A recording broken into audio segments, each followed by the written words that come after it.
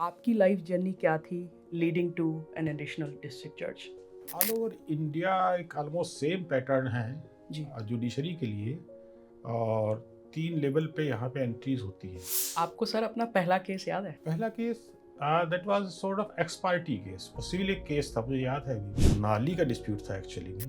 कोई नाली किसी की मकान से नाली जा रही थी, ड्रेनेज, उसका डिस्प्यूट था कि वो ड्रेनेज वहाँ होनी चाहिए या नहीं होनी चाहिए।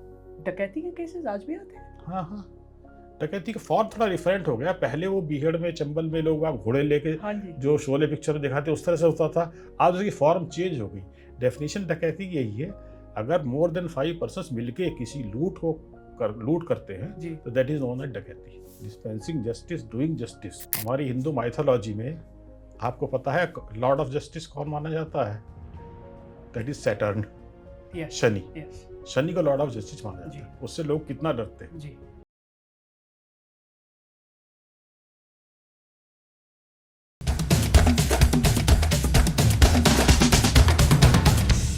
दोस्तों, हम एक डेमोक्रेटिक कंट्री में रहते हैं और डेमोक्रेसी के 4 पिलर्स होते हैं, जिसमें से एक पिलर है जुडिशरी। जुडिशरी एक ऐसी ब्रांच है जिसके बारे में अक्सर डिस्कशन होता है, लेकिन हम कभी ये नहीं जान पाते कि जो लोग हमें न्याय दिलवाते हैं उनकी डे टू डे लाइफ कैसी रहती है, उनके ऊपर किस तरीके के स्ट्रेसेस रहते हैं, कौन से ऐसे इंटरेस्टिंग केसेस होते हैं जो कभी सामने नहीं आते। इसी के बारे में और जानने के लिए हम पहुँचे आगरा, जहाँ मिले हमें हमारे आज के guest Naveen Kumar ji.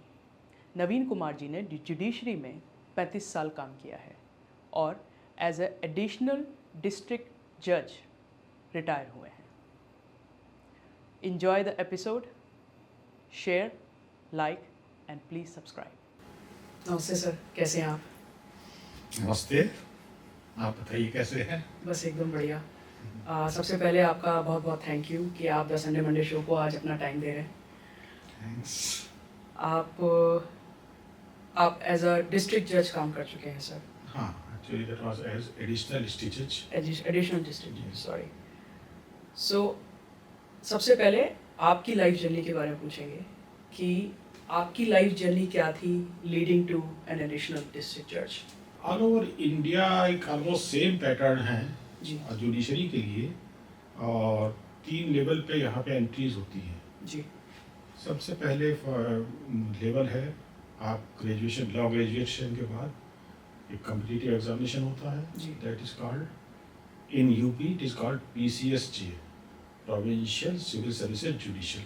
Ji So it is just like PCS, Provincial Civil Services, but that is separately only for judiciary. अच्छा So there you can appear, and if you get selected after written examination and interview, जी you will be posted as a junior judge.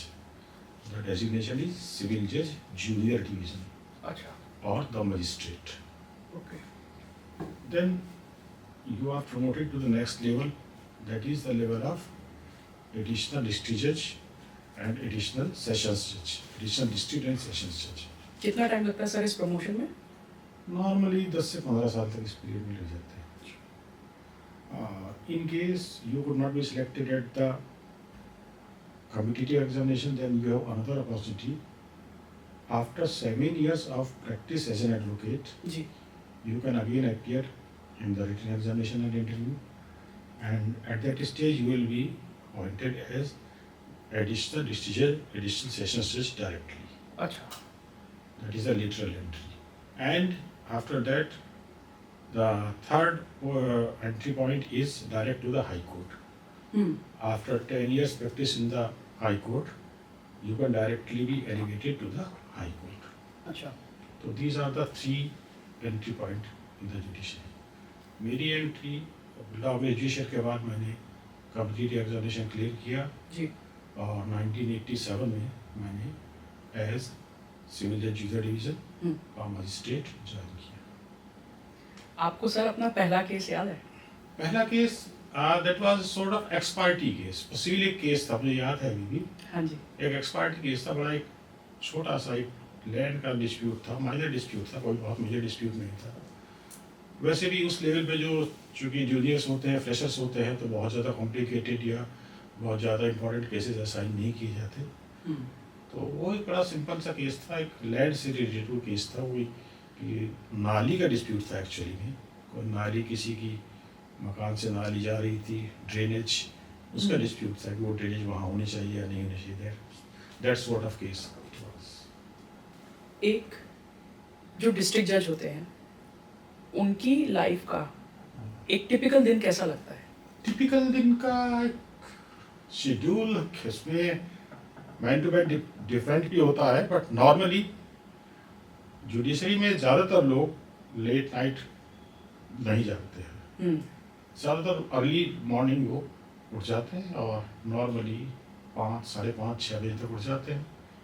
उसके बाद judiciary में ज़्यादातर लोगों का routine यही रहता है कि वो मॉर्निंग वॉक या योगा या समथिंग फिजिकल वर्कआउट के बाद। ऐसा क्यों है सर?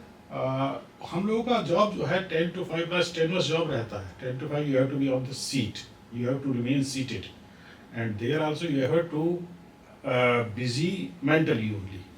फिजिकली आप कुछ नहीं करना है, मेंटली बिजी रहना है। तो that gives rise to a lot of physical problems. तो ट्रेनिंग में ही हम लोगों को ये चीज़ बताई जाती है और ट्रेनिंग में चीज़ सिखाई जाती है कि फिजिकल वर्कआउट बहुत ज़रूरी है।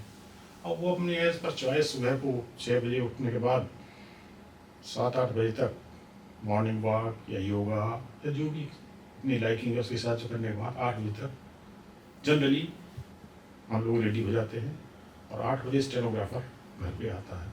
स्टेनोग्राफर कौन होता है sir? Stenographer as a class 3 employee जी। appointed by the High Court. He comes to record the dictation, to record the judgments. अच्छा। उस दिन जो केसेस लगे हैं, ऑर्डर्स होने हैं, जजमेंट्स होने हैं, 8 बजे से हम स्टेनो डिक्टेट करते हैं और 8 से 9, साढ़े 9 तक डिक्टेशन हम लोग का चलता है।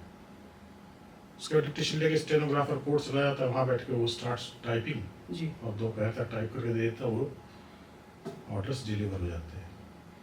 उधर 9:30 के बाद 10 बजे नॉर्मली हम लोग घर से निकल जाते हैं और ज़्यादातर लोग ब्रंच ही लेते हैं या जो कुछ लोग ब्रेकफास्ट भी लेते हैं, लेकिन ज़्यादातर लोग ब्रंच ही लेते हैं। और 10 बजे हम लोग कोर्ट निकल जाते हैं।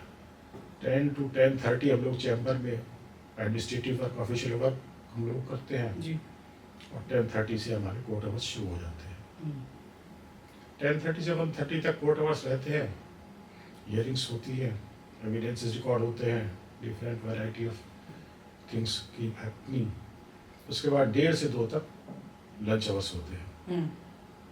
लंच आवर्स पे भी हम लोग जो है बहुत ज़्यादा फ्री नहीं हो पाते, हालांकि we return to the chamber and we stop the hearings, लेकिन वहाँ भी कोई ऑर्डर्स में करेक्शन करना है, चेक करना है, इस तरह की चीज़ें चलती रहती हैं। उसके बाद 2 से 4 बजे तक अब शायद उसको एक्सटेंड कर दिया है टाइम को, शायद 4:30 कर दिया है।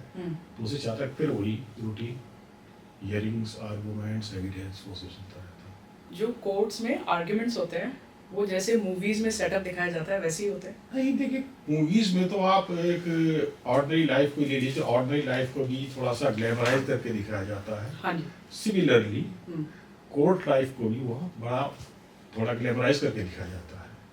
बल्कि इस मामले में इसको ये रिसेंटली पिक्चर आई थी, जॉली LLB के नाम से आई थी जी। इस पिक्चर को काफ़ी क्लोज टू रियलिटी मानता हूँ, हालांकि ग्लैमराइज तो इसमें भी था, लेकिन जो इसमें जो चीज़ें दिखाई गई थी वो this sort of things do happen in the courts. अच्छा। किस तरह से सीनियर एडवोकेट जूनियर्स को डोमिनेट करने की कोशिश करते हैं, डोमिनेट करने की कोशिश करते हैं और जजेस को भी ओवर पावर करने की कोशिश करते हैं, बट अल्टीमेटली द जजेस have to maintain themselves and they deliver the right things.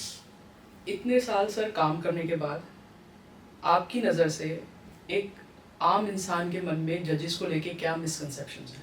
जजेस को लेके आम जनता में मिसकंसेप्शन तो क्या कहा जाए, बस अभी रिसेंटली मिसकंसेप्शन ज़्यादा डेवलप होने शुरू हुए हैं। एक्चुअली जुडिशरी को माना जाता है, जुडिशियल फंक्शन जो है जी।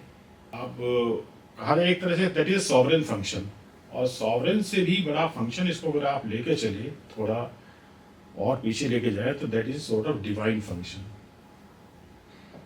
Dispensing justice, doing justice. जी। हमारी हिंदू माइथोलॉजी में आपको पता है लॉर्ड ऑफ जस्टिस कौन माना जाता है?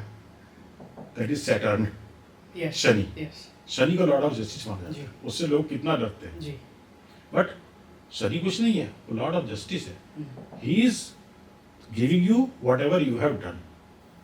Same thing is with the जजेस। जजेस को चाहे मर्डर केस है, चाहे प्रॉपर्टी रिलेटेड केस है, हम्म, जो आपने किया है वो ही आपको दे रहा है, अलग से कुछ नहीं कर रहा है। लेकिन फिर भी जिस तरह से आम जनता में सैटर्न के लिए, शनि के लिए एक डर है, जी एक ऑरा एक बना रखा है, इसी तरह से जजेस के लिए भी एक ऑरा है, एक डर लोगों के दिमाग में रहता है। ये रहता है कि भगवान सब कुछ कर सकता है, जज भी सब कुछ कर सकता है। लेकिन फैक्ट यही है कि वो कुछ नहीं करता, वो केवल आपके किए को रिटर्न करता है। किस तरीके के केसेस आपके पास सबसे ज़्यादा आते हैं? बस तो वैरायटी ऑफ केसेस रहे हैं मेरे पास। ज़्यादातर केसेस सिविल और क्रिमिनल टाइप के केसेस ज़्यादा रहे हैं। क्रिमिनल में भी हर तरह के केसेस, जब जूनियर लेवल पे था तो माइनर केसेस, चोरी, मारपीट, फोर्जरी वगैरह इस तरह केसेस रहते थे। और फिर सेशंस जज में जब प्रमोट हो गया तो उसके बाद मर्डर, डकैती, रेप, डाउरी डेथ वगैरह, ये सब केसेस इस तरह के रहे। सर डकैती के केसेस आज भी आते हैं? हाँ हाँ, डकैती का फॉर्म थोड़ा डिफरेंट हो गया। पहले वो बीहड़ में, चंबल में लोग आप घोड़े लेके हाँ जी। जो शोले पिक्चर दिखाते उस तरह से होता था। आज उसकी फॉर्म चेंज हो गई। डेफिनेशन डकैती यही है, अगर मोर देन 5 पर्सन्स मिलके किसी लूट करते हैं जी। तो दैट इज नोन एज डकैती। कोई रीसेंट डकैती का केस आपको याद है? डकैती का तो अभी रिसेंट केस ध्यान नहीं है, चूंकि इधर आगरा वगैरह में तो एक स्पेशल कोर्ट उसके लिए एस्टैब्लिश कर दी गई है, डकैती एंटी डकैती अफेक्टेड एरिया कोर्ट के नाम से, DA। तो उस केसेस के लिए वो कोर्ट अपॉइंट कर दी गई है।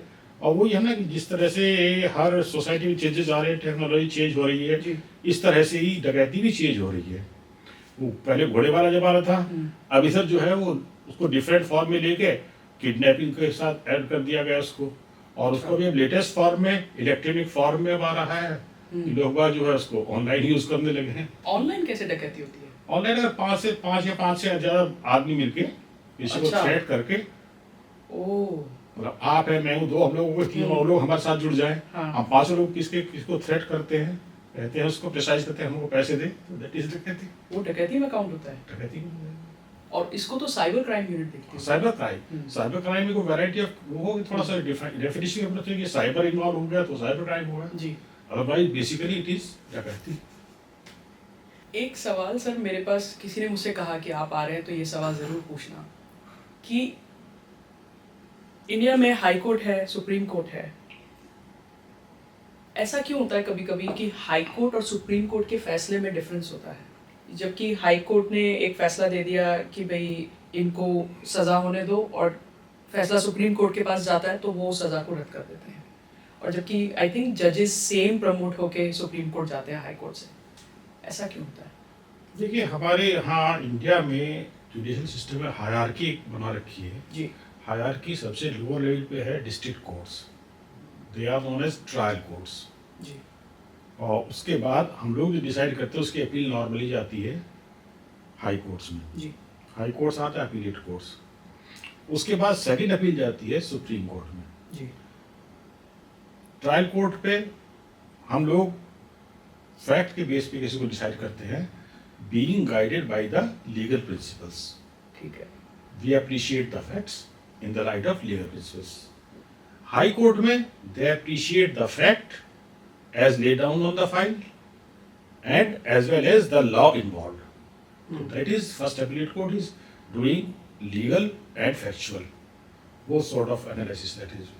And then the Supreme Court they are doing the legal analysis only. Appellate court का प्रावधान इसीलिए लिखा गया है कि अगर यहाँ कोई गलती हो गई तो वहाँ सुधर सकती है, वहाँ भी कोई गलती हो गई तो और ऊपर भी जाके सुधर सकती है। और सुप्रीम कोर्ट का फैसला जो है, सुप्रीम कोर्ट का फैसला फाइनल है क्योंकि इससे ऊपर कोई कोर्ट है नहीं। जी। सुप्रीम कोर्ट खुद इस बात को मानती है कि we are supreme because we don't, there is no appeal against our orders. That is even president भी उनका फैसला नहीं मिटा सकते। ना ना, वो जुडिशरी एक इंडिपेंडेंट इंस्टीट्यूशन है एज पर द कॉन्स्टिट्यूशन, तो प्रेसिडेंट हैज नो इंटरफेरेंस। क्योंकि कुछ कंट्रीज में ऐसा होता है कि एग्जीक्यूटिव पावर होती है प्रेसिडेंट के पास, हाँ। तो वो उनका फैसला जो है रिपील कर सकते हैं। हाँ, लेकिन यहाँ इंडिया में ऐसा नहीं।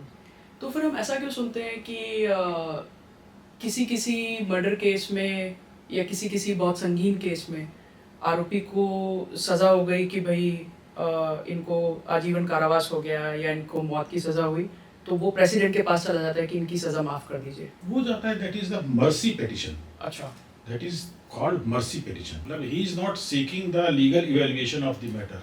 He is just seeking the mercy. Okay, I have been held guilty of that offence, but have mercy upon me, and these are the grounds. जजेस को, जैसे सर आप आगरा में प्रैक्टिस कर रहे थे, आपको किसी और सिटी भी या स्टेट में भी जाना पड़ता है? नहीं, नॉर्मली जैसे हम लोगों की सर्विस, चूँकि यूपी जुडिशरी की सर्विस थी, तो UP with in UP he posting जितनी रही है।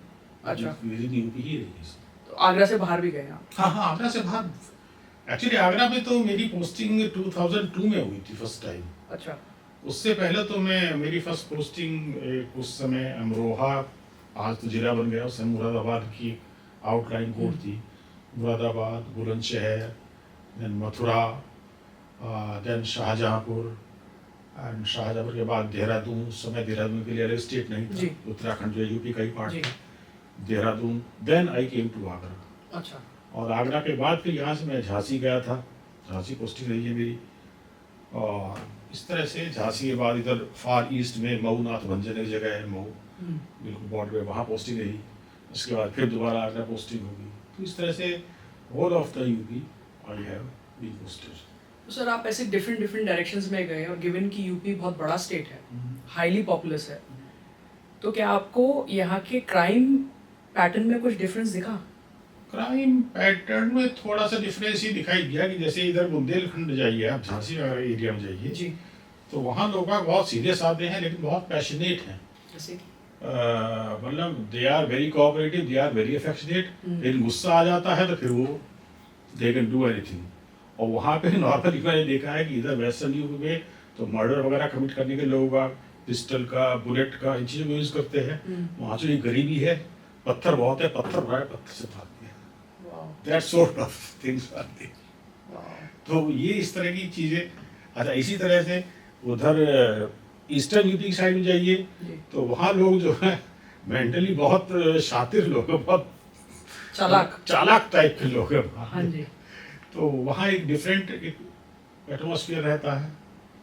और इधर वेस्टर्न यूपी में आइए आप, मेरठ और ये बुलंदशहर, मुरादाबाद साइड में, यहाँ पे लोग चूँकि they don't have much of the spare time, अपने काम में, खेती में या बिजी हैं, they are not very much interested in litigation. सीधा बंदूक उठाई और गोली मार दी, आगे चलो। Thank you for watching this episode on the Sunday Monday show. अभी इस एपिसोड के और भी पार्ट्स बाकी हैं, तो कीप ट्यूनिंग इन। और अगर आपको हमारे ये एपिसोड्स पसंद आते हैं तो प्लीज़ अपने फ्रेंड्स एंड फैमिली के साथ शेयर करिए और हमें सब्सक्राइब करिए, क्योंकि इससे हमें बहुत ज़्यादा हेल्प मिलती है। और आप हमें ये भी बता सकते हैं हमारे इंस्टाग्राम पे कि आप हमारे नेक्स्ट एपिसोड्स में क्या देखना चाहते हैं। Thank you.